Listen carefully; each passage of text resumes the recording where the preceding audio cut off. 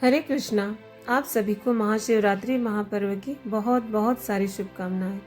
भगवान शिव आप सबके जीवन में मंगलता, शुद्धता, पवित्रता और समृद्धि प्रदान करें, ऐसी हम कामना करते हैं।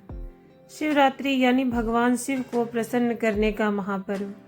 भगवान शिव तथा माता पार्वती की आराधना करके उनका आशीर्वाद प्राप्त करने के लिए श्रेष्ठ दिवस यानी महाशिवरात्रि का पर्व। इस दिन जप, तप और व्रत रखकर भगवान शिव के शिवलिंग स्वरूप की पूजा की जाती है। सभी छोटे बड़े शिवालयों में बेलपत्र, धतूरा, दूध, दही, शर्करा, जल इत्यादि से शिव जी का अभिषेक किया जाता है और संपूर्ण देश में महाशिवरात्रि को महोत्सव के रूप में मनाया जाता है।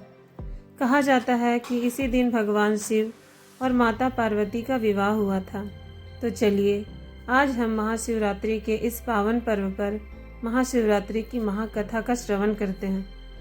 आइए आज की कथा आरंभ करते हैं। एक समय पूर्व काल में सभी ऋषिगण नैमिषारण्य में धार्मिक कार्य हेतु एकत्रित हुए और तभी सभी ने कहा, हे महाभाग, हाटकेश्वर क्षेत्र में उन शुभ शिवलिंगों का विस्तार से वर्णन करें जिनके दर्शन से सभी लिंगों के दर्शन का पुण्य फल प्राप्त हो जाता है। ये सुनकर सुत गोस्वामी जी ने कहा, हे ऋषिगण, वहाँ मंगणकेश्वर नामक सुंदर शिवलिंग है। वहाँ शुद्धेश्वर, गौतमेश्वर और चतुर्थ कपालेश्वर भी हैं। इसमें कोई संदेह नहीं है कि इन 4 शिवलिंगों में शिव विग्रहों के दर्शन का फल प्राप्त हो जाता है। जब शिवरात्रि आती है तो जो मनुष्य मंगणकेश्वर के समक्ष व्रत और रात्रि जागरण करता है उसे उत्तम शिवलिंगों के दर्शन का फल प्राप्त होता है।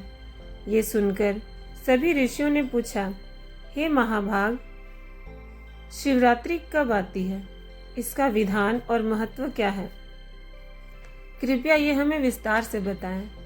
तो इसके उत्तर में सूत गोस्वामी ने कहा, हे ऋषिगण, माघ मास में कृष्ण पक्ष के चतुर्दशी तिथि में जो आती है उस तिथि की रात्रि शिवरात्रि कहलाती है। उस समय सर्वव्यापक भगवान शिव विशेष रूप से संपूर्ण सभी शिवलिंगों में अवतरित होते हैं। प्राचीन काल में एक प्रसिद्ध अश्वसेन आनर्त देश का राजा था। वे धर्म के प्रति सदैव सक्रिय रहते थे। वे वेद और वेदांगों के पारंगत विद्वान भर्तु यज्ञ मुनि से इस प्रकार पूछा था, हे मुने, क्या कलिकाल में पालन करने योग्य कोई ऐसा व्रत है जो थोड़े ही प्रयास से साध्य हो जाने पर अत्यंत पुण्य प्राप्त और समस्त पापों का नाश करने वाला हो?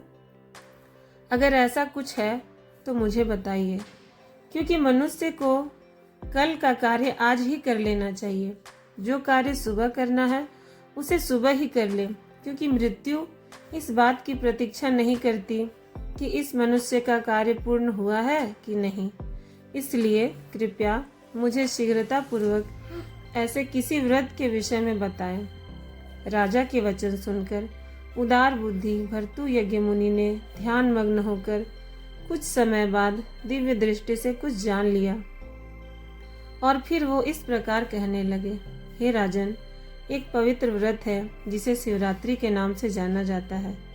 जो भी मनोकामना के साथ व्यक्ति इस व्रत को करता है उसे अवश्य ही इस मनोकामना की प्राप्ति होती है। जो इसे निष्ठा पूर्वक करता है उसे मोक्ष की प्राप्ति होती है और संपूर्ण वर्ष में किए गए सभी पापों से मुक्ति मिलती है। शिवरात्रि की रात्रि में भगवान शिव इस संसार के सभी चल और अचल शिवलिंगों में स्थानांतरित हो जाते हैं और इसीलिए इस शिवरात्रि को शिवरात्रि कहा जाता है। ये दिन भगवान शिव को अत्यंत प्रिय है। सभी देवताओं ने भी एक दिन सभी मनुष्य पर अनुग्रह करने की इच्छा से भगवान शंकर से प्रार्थना की थी। उन्होंने कहा था, हे भगवान, समस्त पापों से भरे इस कलिकाल में कोई एक दिन ऐसा बताएं जो वर्ष भर के पापों की शुद्धि कर सके, जिसके द्वारा किए गए होम, दान इत्यादि हमें प्राप्त हो सके। क्योंकि कलिकाल में अशुद्ध मनुष्य द्वारा दी गई कोई भी वस्तु हम तक नहीं पहुंचती है। देवताओं के इस प्रकार पूछने पर भगवान शिव ने कहा था, हे देवताओं, माघ महीने के कृष्ण पक्ष की चतुर्दशी की रात्रि को मैं मनुष्यों के वर्ष भर के सभी पापों को नष्ट करने के लिए पृथ्वी पर अवतरित होता हूँ। मैं सभी चल और अचल शिवलिंगों में निवास करता हूँ और उस रात्रि में जो भी मनुष्य इन मंत्रों से मेरी पूजा करेगा वो पाप रहित हो जाएगा। और ये मंत्र हैं: ओम सत्योजाता नमः, ओम वामदेवाय नमः, ओम अघोराय नमः, ओम ईशानाय नमः, ओम तत्पुरुषाय नमः।